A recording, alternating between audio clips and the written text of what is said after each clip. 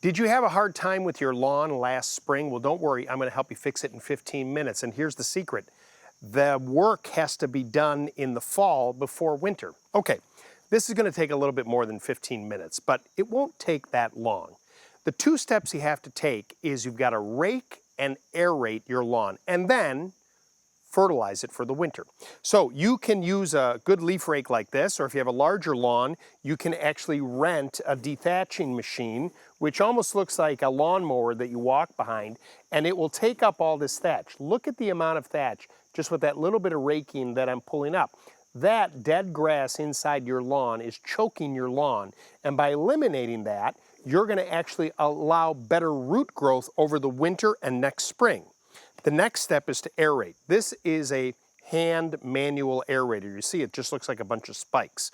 You can also rent a machine like this. You just take your foot, you start poking holes in the lawn, and you go along it. If you wear one of those wrist trackers, the amount of steps you'll get doing this on your lawn will be the best you've ever gotten.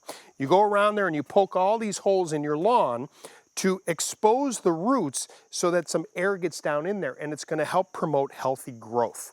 Now, the winterizing fertilizer is the secret sauce. After you've done all that prep work, you're going to go ahead and put that fertilizer down.